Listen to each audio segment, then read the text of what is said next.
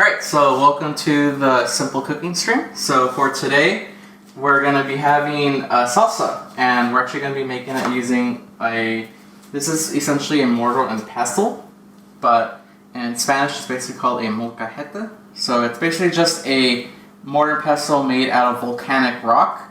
It's extremely porous. Don't worry about it though. It's actually kind of a good thing because it's supposed to actually retain a sort of flavor to it. And also, it's just the way the pores work help it to be abrasive enough to actually make salsa in it. If you want to get a mocahete or anything like that, you can always find it at your import stores. You can buy it online. If you have any friends that that cook a lot or maybe make a lot of salsas like this, you can ask them to borrow it. But if not, that's perfectly fine. You can do this in a bowl with a hard wooden spoon or anything similar and just smash it on your own. The texture will be a bit different, but it'll still work out. And if not, you can also use a blender. So what you're going to need today is some jalapenos, 1 or 2, preferably for these servings. You're going to want some onion, preferably a white onion or yellow, just a little one. And you're going to want some green onion at the end just to add a bit of color. That's what I like doing.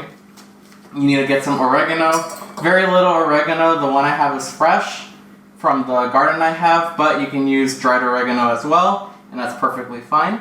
You want at least just 1 clove of garlic, maybe even less. You don't need a lot of garlic. Some limes. These are key limes that I have, and I prefer key limes because they give a much better flavor. You're going to want some cilantro. This is a mix of cilantro I have from the supermarket, but also a bit of fresh cilantro that I have from the garden.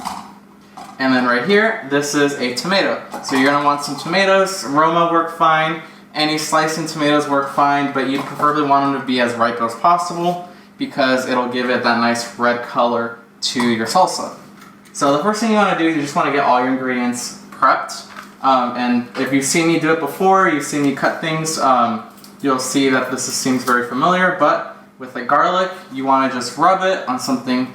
You can be on your apron, it can be on a piece of paper, and you just want to kind of use the friction from your fingers to push all of the skin off of the garlic. And that makes it extremely easy for you to peel the garlic.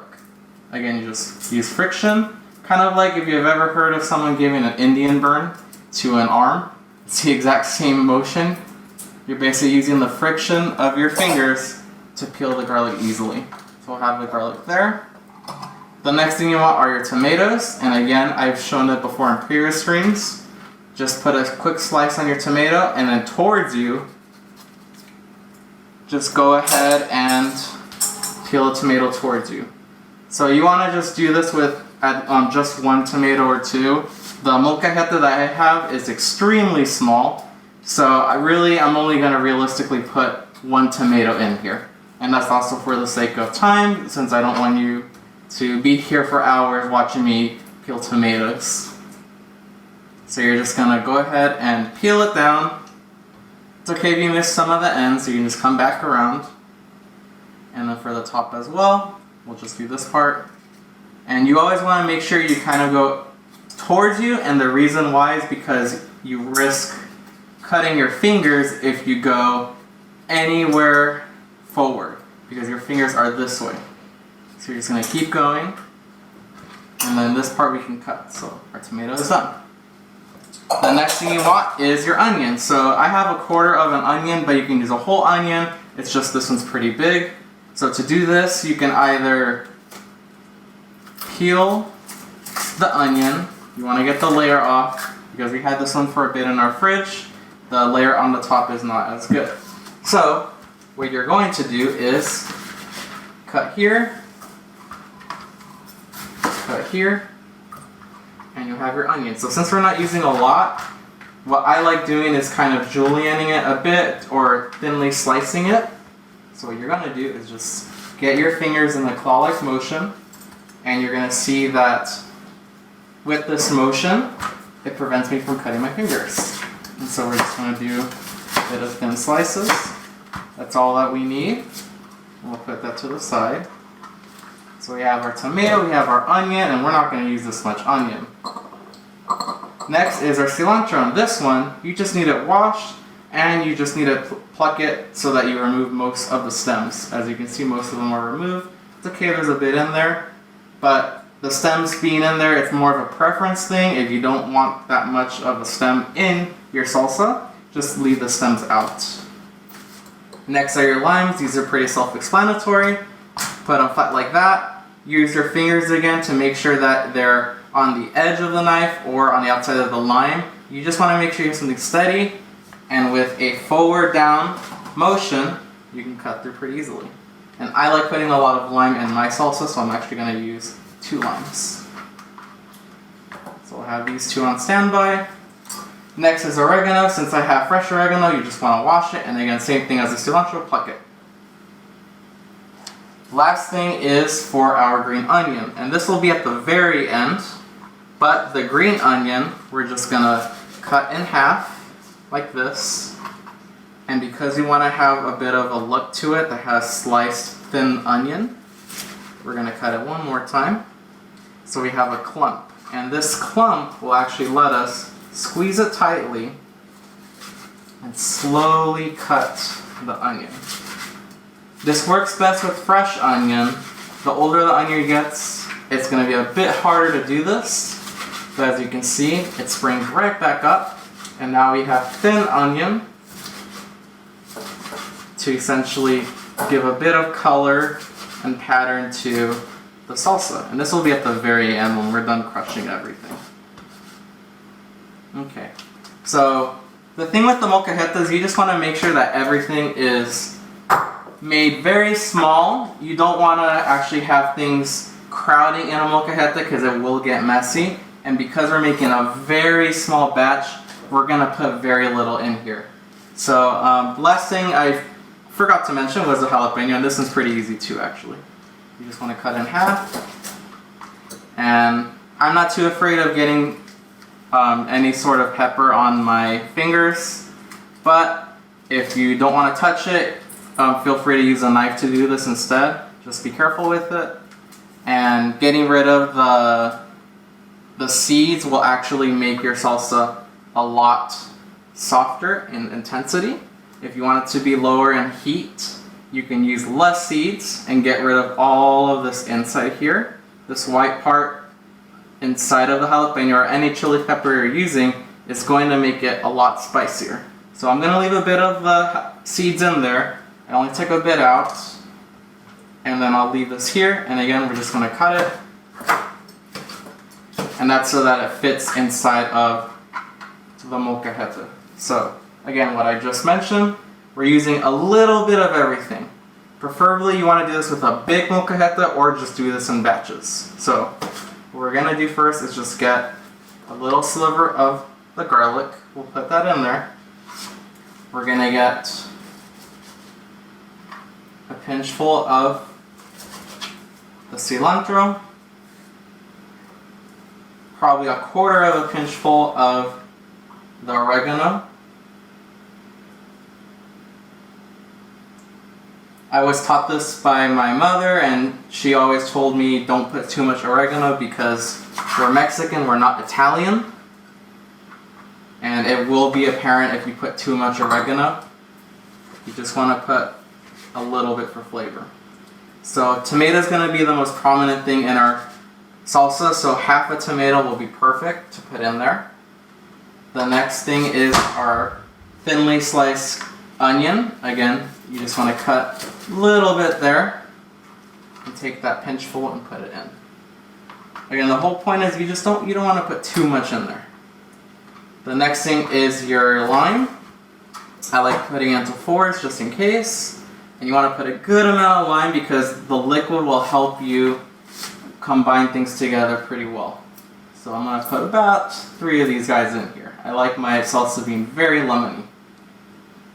We'll put a bit there. One more. You'll know your lemons or limes are extremely old because it won't be as easy to squeeze them out. And the last thing that I put, and this isn't really traditional, but I like putting it in to make it easier to blend, a quick dash of oil, a little bit of salt and pepper,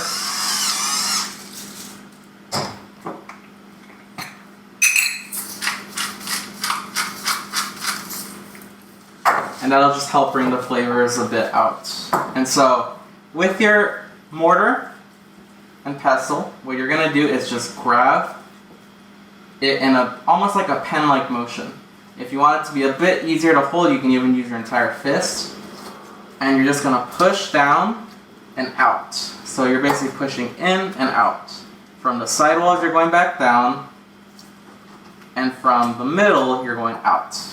And this motion will actually help you combine everything well without ruining the texture of all of the individual ingredients.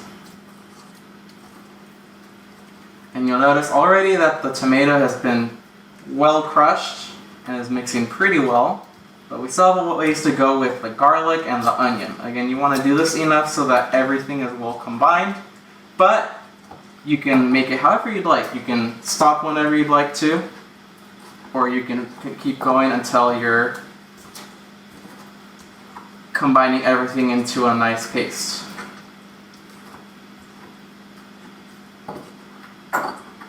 And the great thing doing things by hand is that you can add some more chili, more jalapenos in there, you can add more tomatoes, you can add more cilantro, anything that you want. Salsa really doesn't have to stay as one type. You can make it however you'd like. There's no right way to make a salsa. There's no wrong way as well. And so we're just going to keep doing this until the onion is well crushed, because we're going to add the green onion at the end to add a bit more color. Most of the restaurants that make tacos in TJ that I like going to usually add sliced green onion into it for some color. I'm not too sure if it actually adds too much to the flavor, but the green onion just makes it look a little better. So now, since everything's almost well combined, we're more likely going to aim this pestle straight into anything that isn't well crushed. So I can see there's cilantro that isn't finished crushing, so I'm going to aim for that. I see a bit of onion that isn't finished, and the garlic is still not completely ground. So I'm going to aim for it and just make sure I crush it using the sidewall. And then you can just bring it back into the salsa. Alright, so everything's well combined to the best I can do it, at least in a short amount of time. And so now you just get a little pinchful of the onion that you sliced, and you're just going to mix this one in and slightly crush it. You can see that it adds a nice green color to the red. And just like that, that's how you make salsa using a mortar and pestle. So if you ever want this to be a bit easier, again, like I mentioned at the beginning, just go ahead and throw all these ingredients that I had in a blender, or maybe crush it on your own with something other than a mortar and pestle or mocahete if you can't get your hands on it, and that's perfectly fine. Again, like I mentioned, there's no wrong or right way to make a salsa. Make sure at the end of this video, if you need to, leave a comment or leave any sort of email to us, again, at SimpleCookingStream@gmail.com, as we're using a new camera, a new microphone. So I just need my cameraman to make sure that everything is kind of put together well. So that's about it. Tune in next week and we'll do something new. Have a good day. See you next week.